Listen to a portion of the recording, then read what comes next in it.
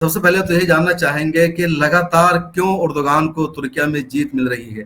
इस मर्तबा भी जब कहा जा रहा था कि अब उनका जीतना मुश्किल है, सबसे टफ इलेक्शन है, और इस मर्तबा भी उन्होंने दूसरे राउंड में सही जीत हासिल कर ली है। देखिए, ये कहा जाता रहा है बिल्कुल शुरू से ही इस इंतखाब के कि पिछले 100 साल का सबसे मुश्किल और सबसे अहम इलेक्शन है, और इसमें 100 साल का जो ज़िक्र है, वो बहुत ही मानीखेज़ है। 100 साल का मतलब ये हुआ कि कमाल पाशा सेकुलराइज़ेशन कर देने के बाद और खिलाफत के ख़ात्मे के बाद, यानी सुकूत खिलाफत के जी। बाद ये इलेक्शन वहाँ बहुत सारे हुए हैं, लेकिन ये इलेक्शन इसलिए अहम था कि आज की तारीख में तुर्की एक क्रॉस रोड पे खड़ा है और तुर्की का मुस्तकबिल तय होना है। तैयब और रजब अर्दगान की ख़ुसूसियत ये है कि इस्लामाइज़ेशन का जो मूवमेंट एक लंबे अरसे पहले शुरू हुआ था, जिसमें नूरुल्लाह मुर्सी साहब बरकतहू और जो जिसमें नजमुद्दीन अरबकान शामिल थे, जिन्होंने मिल्ली गौरिश बनाई थी उस ज़माने में, और उस सेकुलरिज़्म का मुकाबला किया था कि सेकुलरिज़्म की बहुत किस्में हैं, हमारे मुल्क का सेकुलरिज़्म अलग है, तुर्की में जो सेकुलरिज़्म था वो अलग था। उस सेकुलरिज़्म में तो वहाँ अज़ान पर भी जो है ये पाबंदी थी कि अरबी ज़बान में अज़ान नहीं दी जाएगी, अज़ान तुर्की में दी जाएगी, दाढ़ी नहीं रखी जाएगी, इमाम हज़रात मजबूर थे, नकली दाढ़ियाँ टंगी हुई होती थी मस्जिदों में। बहुत सी मस्जिदों में अस्तबल बन गए थे। हाया सूफिया जैसी मस्जिद जो 700-800 साल मस्जिद की हैसियत से वहाँ कायम थी, उसे अंग्रेज़ों के कहने पर म्यूज़ियम में एक बदल दिया गया था।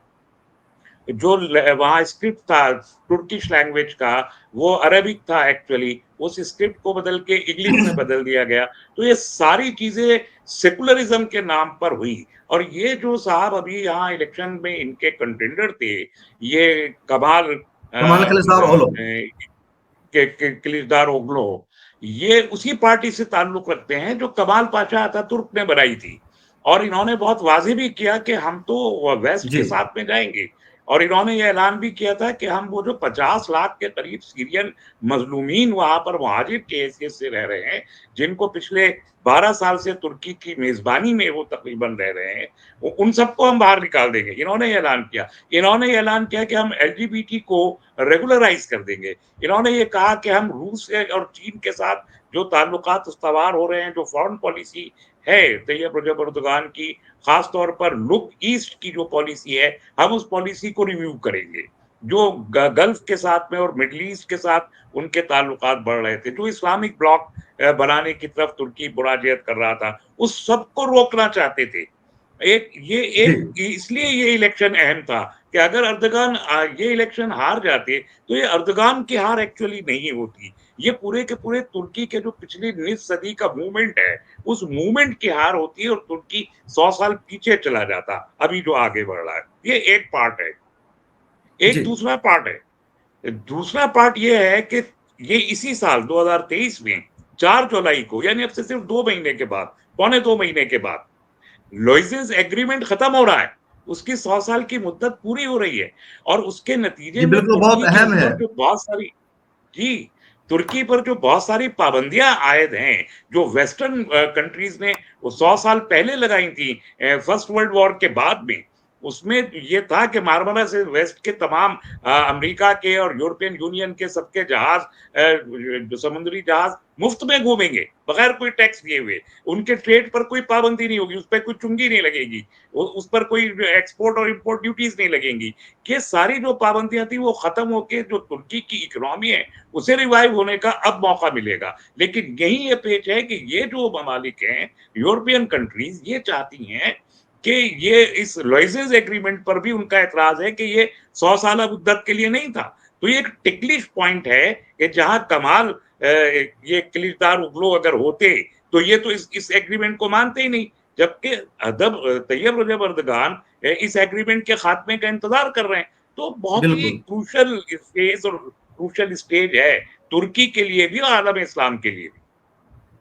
जी बिल्कुल, और इस वक्त अगर हम लाइव रिजल्ट्स अपडेट की बात करें तो तकरीबन 99% वोटों की काउंटिंग हो चुकी है। रजब तैयब एर्दोगान 52 पर बने हुए हैं और कमाल कलिचदारओग्लू 47 पर, तो 5% का फर्क है। डॉक्टर रहमानी साहब, जो फर्स्ट राउंड का इलेक्शन हुआ तो उसमें रजब तैयब एर्दोगान ने 49% वोट हासिल किया, कमाल क्लिचदारोग्लू ने 44%।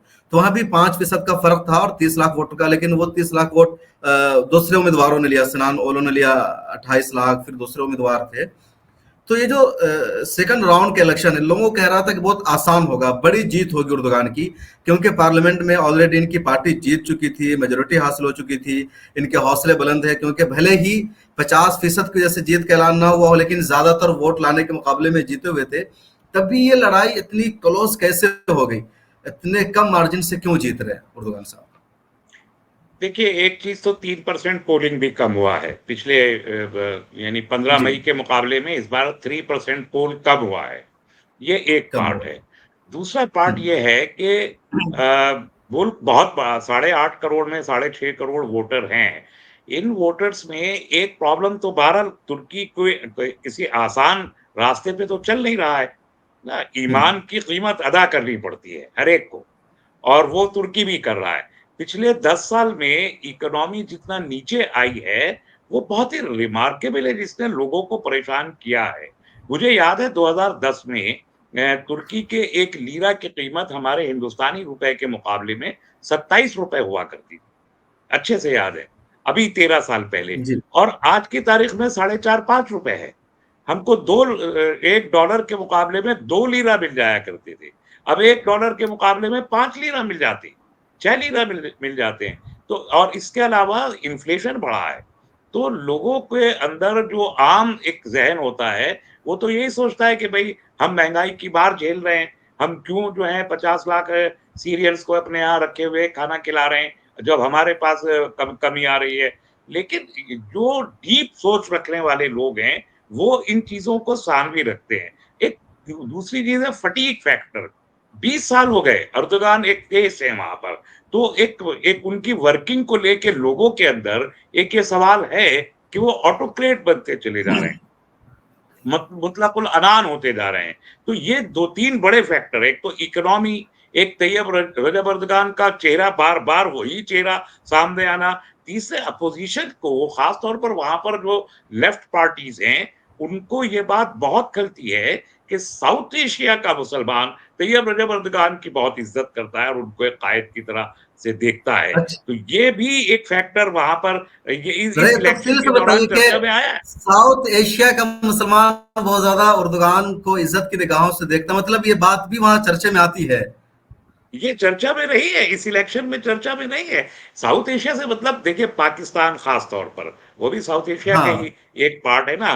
तो पाकिस्तान की तो 24 करोड़ आबादी एर्दोगान की दीवानी है पूरे तौर पर। बिल्कुल। खुद हमारे मुल्क में जो 20-25 करोड़ जो मुसलमान हैं, यहाँ पर एक बड़ी तादाद है।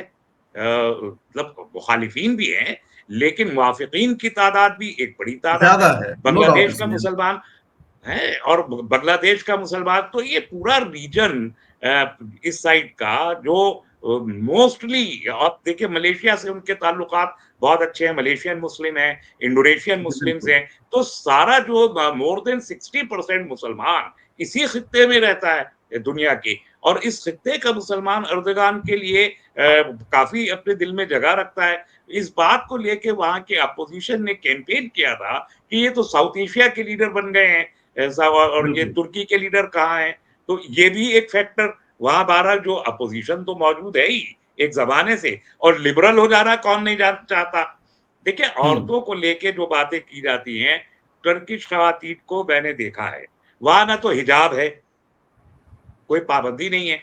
कुछ और पुराने ज़माने की औरतें हिजाब लगाती हैं, कुछ नहीं लगाती हैं। मॉडर्न लेडीज़ को हमने वहाँ देखा है कि रात को 2 बजे भी वो जीन्स एंड टॉप पहने हुए सड़कों पे जी। टिप-टिप करती हुई चली जाती हैं, कोई उनको नज़र उठा के देखने वाला नहीं। और यही ख़वातीन जब नमाज़ का वक़्त होता है, तो जो भी करीबी मस्जिद होती है, उस मस्जिद में दाखिल हो जाती हैं, कोई रोकने-टोकने वाला नहीं है। हमारे यहाँ तो बड़ा मसला हो जाएगा, अगर कोई खातून जो है वो जीन्स और टॉप पहने हुए मस्जिद में दाखिल हो जाए, तो शायद यहाँ पर इमाम साहब भी पकड़ के उनका हाथ बाहर निकाल दें। लेकिन वहाँ पे कोई नहीं रोकता, वहाँ वज़ू खाने नीचे बने, वो अबा पहनी उन्होंने, वज़ू किया, नमाज़ पढ़ी, बाहर निकली और अपने काम से फिर वापस चली गई। वो आधी से ज़्यादा ब्यूरोक्रेसी में ख़वातीन मौजूद हैं वहाँ पर।